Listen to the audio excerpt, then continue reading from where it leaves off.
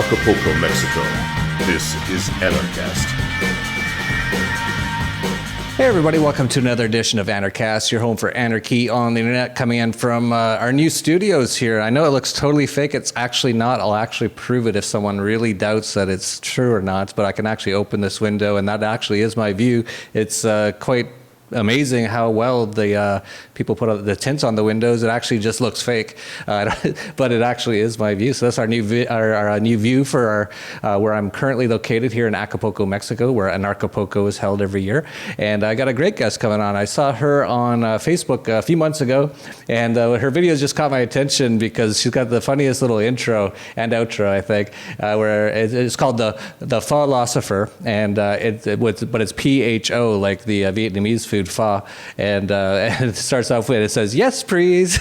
And I always really liked that intro, and I started watching. I kept watching more of her videos, and she does really good stuff, so I wanted to have her on Anarchast. So I've got the Philosopher coming in from Florida, and so I want to ask you, Philosopher, how did you become an anarchist? Hey, Jeff. Yeah, that looks fake, so you should probably just prove it by, like, opening your door. You want me to do it now? I can do it if you want. Yeah. Because I know people are going to ask. All right, so here's... It's your new place. That's what it looks like. You can't see, it's too bright. But when I close it, there you go, proof. I bereave you. I bereave. Well, cool. So, let's see, how I became an ANCAP. So, before, this was like 5 years ago, and this was before I discovered Stefan Moleneux. So it was mainly through listening to his podcasts, and some of Adam Kokesh's. And before that, I was like a Democrat / independent person, and I just kind of chose which government policies I thought would be good. Like, I thought welfare was good, but we need to have some sort of like check-in system, make sure people are, gonna work after 3 days. But I started listening to Stefan's podcast and analyzing my own childhood, and realizing like the initiation of force is wrong. And it took like a year and a lot of thinking, and asking myself over and over, whether or not that really was immoral, until it really hit for me that, okay, initiating force, that's just not the solution in any way, and that's what government is force. So that's when I decided I'm going to be an ANCAP. But even after I decided to be an ANCAP, like from a moral position, I still had like lots of confusion. Like, I really wondered, like, who's going to protect us? If we don't have the police, how in the world? Like, I never thought of self-protection. It's just kind of weird to have been in that mindset, and now just, realizing some things so clearly, but still in the process of figuring things out. So. Yeah, absolutely. And it's partly because of the brainwashing, right? They don't put anything on TV. Even right now in Louisiana, there's a big flood going on, like a massive, actually. It hasn't hardly been reported. It's actually Josie Wales, I think, writing for the Free Thought Project, I believe, has been exposing some of it. There's literally 40,000 people who have lost their homes. Yeah, and it's not on the mainstream media. And the main reason is because a lot of them are taking care of themselves. They're just getting through it. They're all helping each other. Now, if they were like in dire straits and people were looting houses and stuff, the media would be all over it, because that promotes the government thing. Oh, you need us, you know, just like in New Orleans, they did such a great job at the Superdome, which turned into like a massive rape camp and like a torture dungeon when FEMA took it over. Yeah, you're lucky you didn't hear about that one. And so yeah, they don't promote that. So yeah, and then that's good. That's probably why you became an ANCAP, because it actually is programming. It's called television programming for a reason. It's literally brainwashing. So when you go home at night in the U.S., you turn on the TV if you have one, and I suggest you don't have one, but if you do, and it's all the cop shows, and the cops, call the cops, we better call the cops. Who's gonna, the cops and the CIA, they got a CIS for like every city in the U.S. now. It's like CIS Baltimore, CIS, just anywhere you can imagine. And it's all the cops, they're gonna figure it out. Oh, see, you don't even watch. That's good. It's this TV show. I notice it every now and then. It's some sort of cop show, but they got like thousands of them now. It started off as just one. It's called Crime Scene, or CSI, I guess. Maybe I said it wrong. Yeah. CSI. Crime Scene Investigations. I saw cops as a kid, and I was like into, I'm I'm a 90s kid, so media was something that I always had on. Well, I mean, it's not because I was a 90s kid, it's just because my family would just leave the TV on for the kids. So that's how I got a lot of my like culture programming and stuff like that. But we had cops back then, so they must have just changed it. So yeah, well, even really the show Cops. Yeah, well, even the show Cops, that's all about people having problems, and they call the cops, right? Yeah. So the cops have to figure out every problem, and so they go in and they try to make everyone look like they're just like wild animals, and the cops come in and they take care of those guys and all this sort of stuff. But really, the thing with the cops is it's central planning, right? It's a monopoly, and so just like any monopoly, any communist-style centrally planned thing, it's just a disaster. So it could be so much better done by the free market and people. And again, even the government indoctrination camps, 12 years of it. Do they ever teach you one self-defense class? I don't think so. I didn't get one. I don't know about you. Like, hey, here's how to protect yourself. They don't even mention it, though. They don't even mention the possibility. So right. Exactly. Yeah. So it's all part of this indoctrination. So we just got to get people out of that. And that's one of the reasons I like your show a little bit is because it takes a different angle, right? Because we got to hit every single angle. We got to wake up all sorts of people. So you kind of come at it from a little bit of like a Asian angle a little bit with the philosopher. Yes, please. Hopefully Pete's playing that right now. I love that sound. Yes, and hilarious. and who knows? Like maybe there's a number of Asian American people that are on the internet, and maybe they don't want to watch a guy like me, or maybe they do, but maybe they don't, and maybe they'd rather see someone who looks more like them who's talking. That's true. But to speak on that, I have gotten reached out by lots of Asian Americans who are like, oh my God, finally, somebody who is an ANCAP. Like there was one guy, he's Vietnamese, and he was like, everyone around me is a socialist, even though like a lot of them had families that escaped the Vietnam War. For example, they escaped tyranny, yet they still support it here. So it's kind of interesting, but that's just more of the indoctrination. So they have that contradiction just from that. And that's something philosophy, I believe, can help break down for people and show them that, oh, wait a minute, in your daily lives, you're a voluntarist. I mean, most people, unless, and I'm not including like, families in the home, people initiate force against children. That seems to be like a separate thing. But in their personal lives with other people, or they do business deals, it's all about voluntarism. Like, when most people use persuasion instead of coercion. And yet when it comes to government and other things, they justify coercion. And they just say things like, oh, it's a necessary evil, or, oh, without it, we'd all be fucked, there'd be chaos. But you gave the example earlier of there being a flood in Louisiana, and the fact that it is so orderly is the reason it's not being covered in the mainstream, because it doesn't fit the narrative that without government, it's chaos. So. Exactly. I actually, my first 3 girlfriends were all Asian. My first girlfriend was from Hong Kong. My second one was she lived in Canada. That's where I met her. And my second one was, her family was half Malaysian, half Chinese. And then my third one was Vietnamese. So that's where I learned to pronounce the word pho. It's not pho for people out there. And it's actually pho. I'm sure I'm not saying it right, but I know it's not faux. Pho. Yeah, I know I can't say it right. Pho. It's okay. Pho. There's probably words in English that I can't pronounce, like roared. Like the lion roared. No, the lion roared. Oh, you can't say it?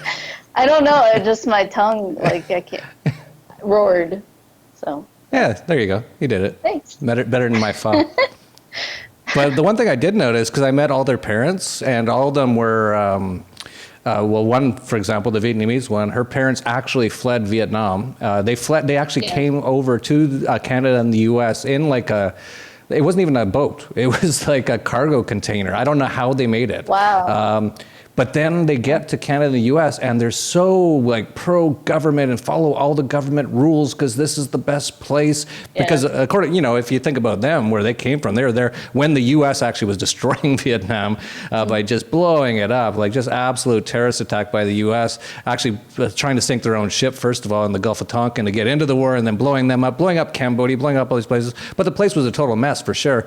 So they escape, and a lot of them, I think, went to the U.S. and they're like, okay, now we're okay, and now we follow all the rules and the government and all this sort of stuff. And I found them really, like, you could not talk to them about any of this ANCAP stuff, like nothing. It would not compute. They just get mad and stuff. So that's why I kind of like that you're kind of bringing in that sort of angle to it. And maybe you can wake up some of those Asian type people to, snap out of it, stop being a slave. Starting with my family.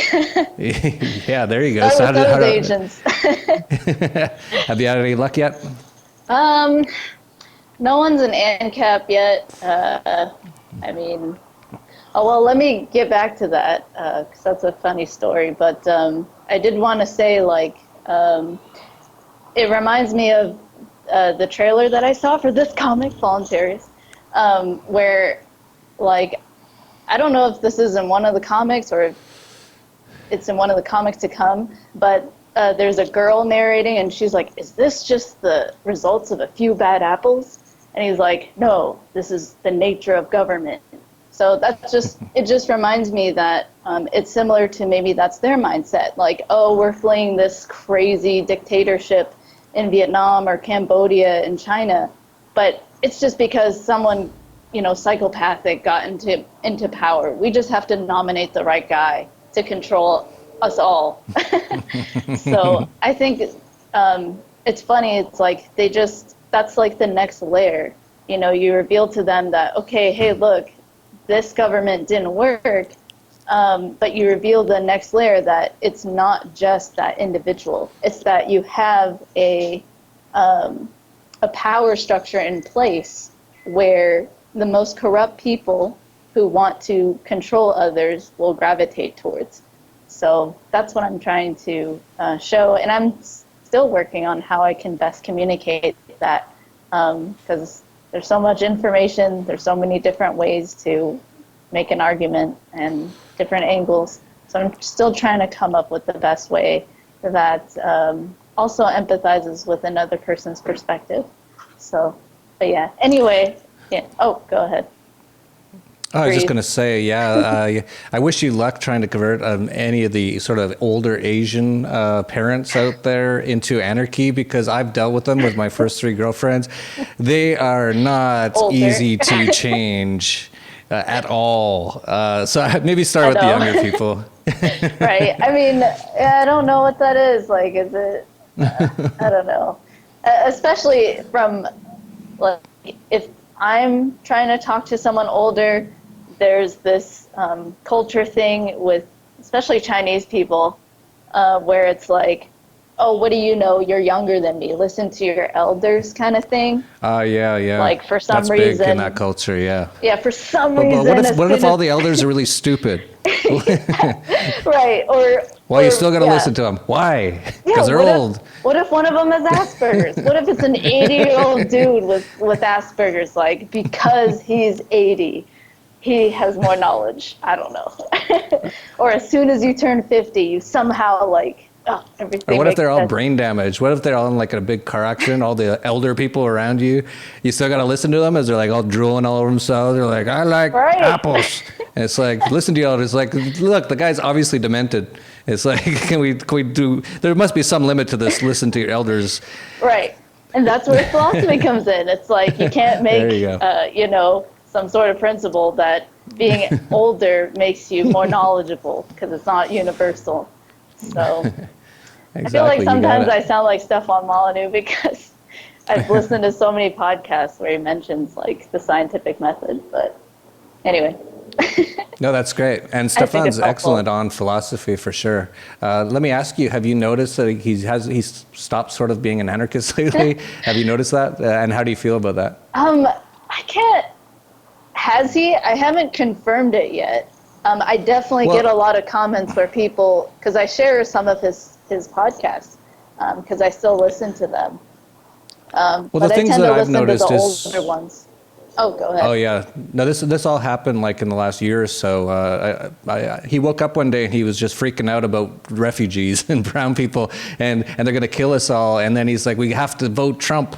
And then he also, at the same time, he's been very like pro-police. He like even when the cops in New York sort of choked out that guy and killed him, he was like, well, that guy was taking business away. Like he was trying to defend the police. So I'm not saying he's not totally anarchist anymore, but he's changed in the last year, and it doesn't seem fully in line with anarchist thought. Now, he might be just doing it to get a bigger audience or something, but I was just wondering if you'd noticed and how you felt about it. I've definitely, I've noticed, I agree with you. I don't think he's like, back to being a statist, but he reminds me of like Hans-Hermann Hoppe. I think that's how you say his name. And Triple H, I call him. That's easier. I saw those memes the other day. It was like HHH removal service, and it took me a long time to understand that, but I finally get it. It's a free market. Anyway, but so like Hoppe, he was an anarchist, right? He's an Ancap, but he had a certain belief, which was borders. He's still alive, by the way. You're talking about him like he's dead. Oh. Yeah, he's still alive. Well, that's funny because we make all these memes about him. I wonder what he thinks. You should have him on. I don't think he's on the internet much. I try to contact him every now and then. He's okay. Okay. Well, whatever. He doesn't care. But I mean, it seems like, so I don't think he's gone back to being a statist, but I think he's definitely wavered on his principles because he's pro-immigration is what it seems like. To me. Who, Stefan? I'm sorry, not pro-immigration. Anti. Pro-borders. And right. Saying things like, a nation's not a nation without borders. And while that's true, definitionally, I don't know the word, but, it's surprising that he would say that because he's always been like, what I would expect him to say based on his old podcast is, like nation is just imaginary lines drawn on a map. Like that's what he's always said. And so it's surprising and disturbing. And that's why I tend to listen to his older podcasts. I still listen to some of his new ones. Like I saw one where he was talking to somebody about like, should someone ask like, should I vote for Trump? And what he said in that podcast was, I mean, no, I don't think you should vote for him. But look, if I was, in the U.S. or no, he said, if I could just somehow get him into the office, I would, just because I think a Trump presidency would be interesting. But he said that the president's job is to get the mainstream media, give less credibility to the mainstream media. But again, I just think that that's a distraction from the principles. Like, that's why it's disappointing because I wish more often he'd focus on the fact that government is illegitimate and peaceful parenting like he used to.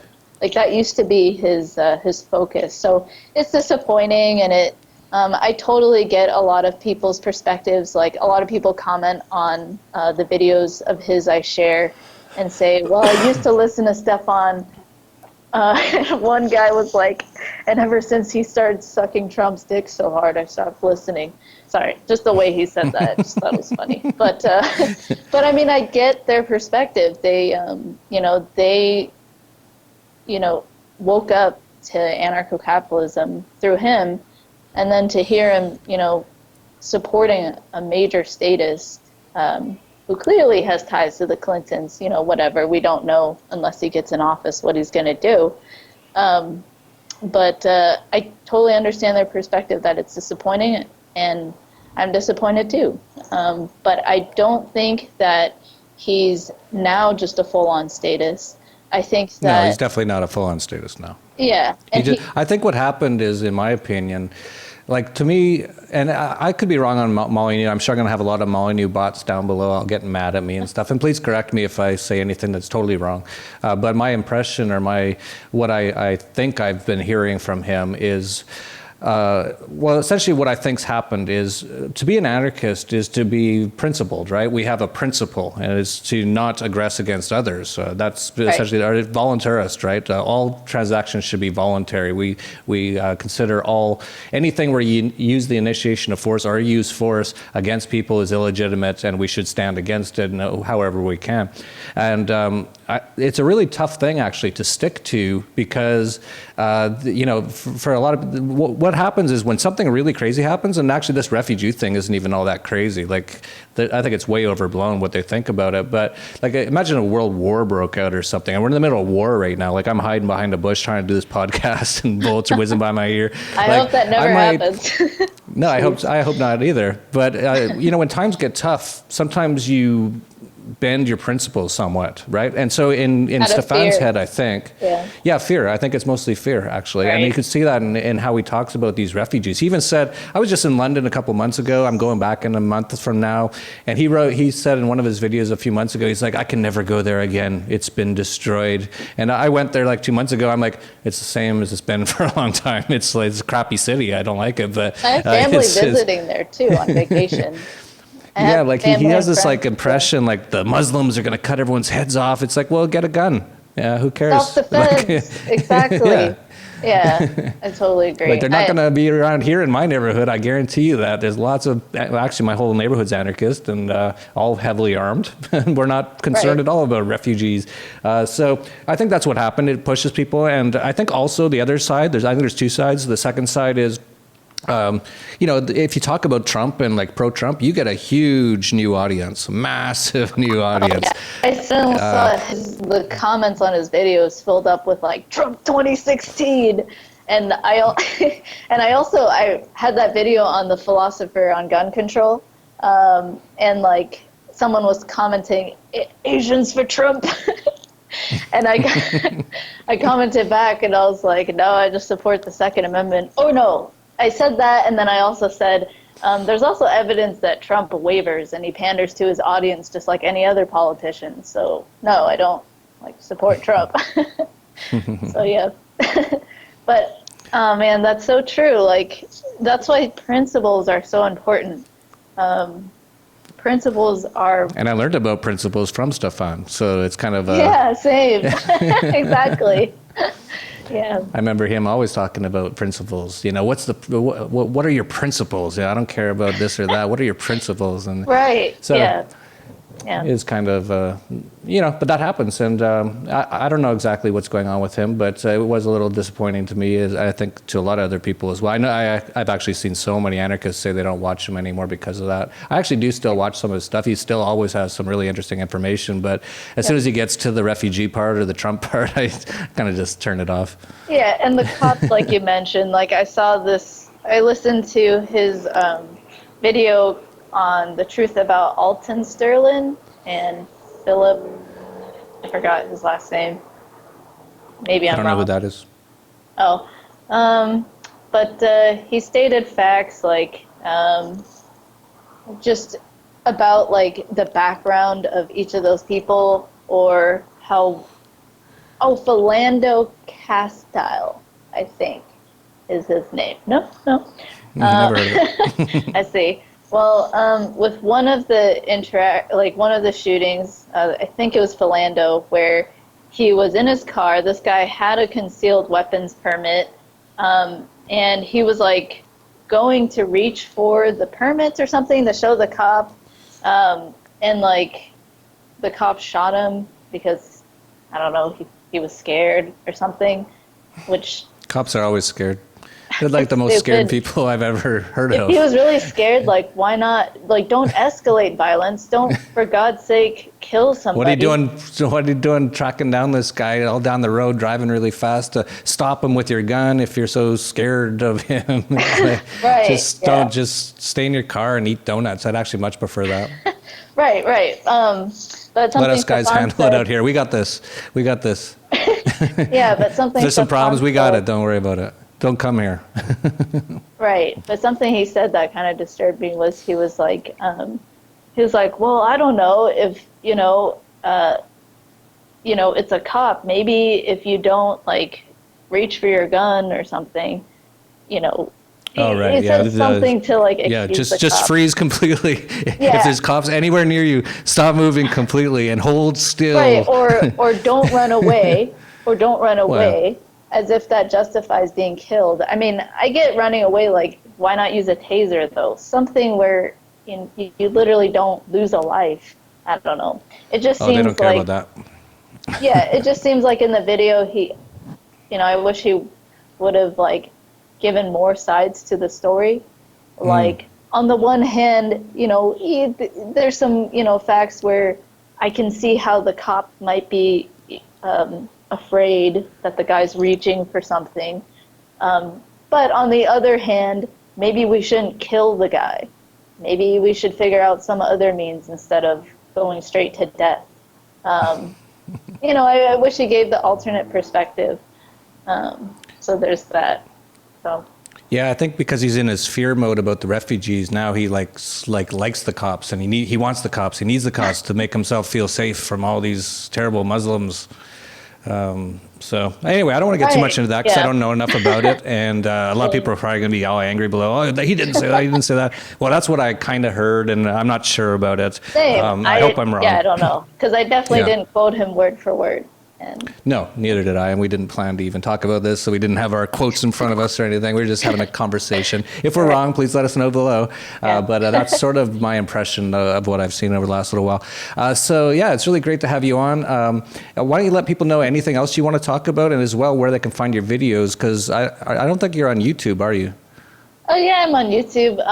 Oh, you are? Yeah. I tried to look it up and I couldn't. I typed in Pholosopher and nothing came up. But I think it's kind of like when I first had Anarchast, it wasn't very big yet. So anytime you typed in Anarchast, it'd go, you must mean anarchist. And then it'd show all the anarchist stuff. And I'm like, no, I actually mean Anarchast. Right, you must mean Philosopher. Yeah. Right. Yeah, I tried, I think for my YouTube name, it's currently like a bunch of garbled like letters and numbers because I think you have to reach a certain number of subscribers before they let you get a domain name. I don't know what you call it. Like an actual username?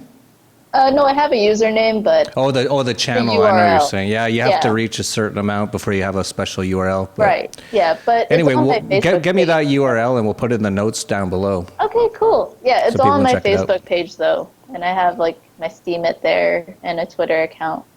So I'll definitely send that to you. Yeah, that's where I saw all your stuff was on Facebook. So you're on Twitter now as well? Yeah. Or sorry, not Twitter. You're on Steam It? Yeah.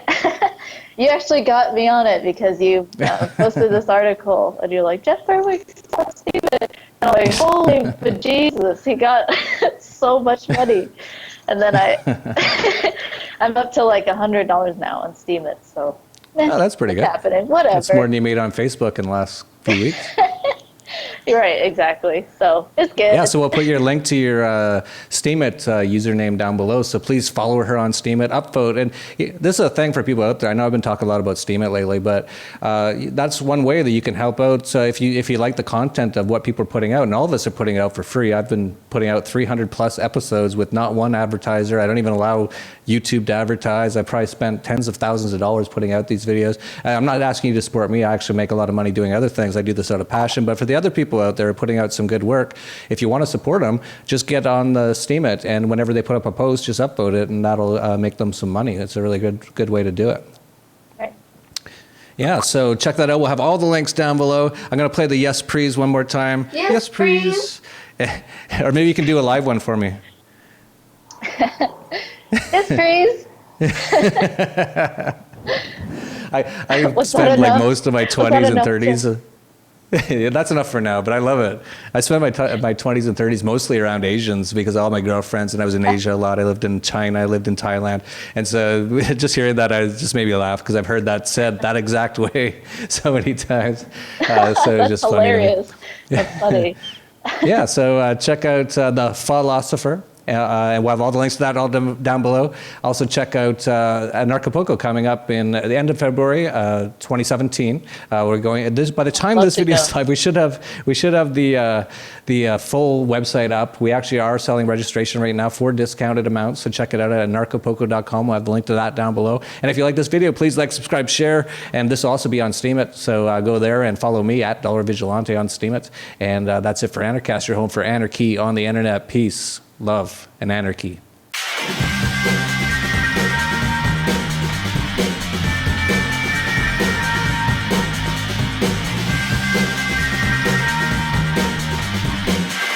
From Acapulco, Mexico, this is Anarchast.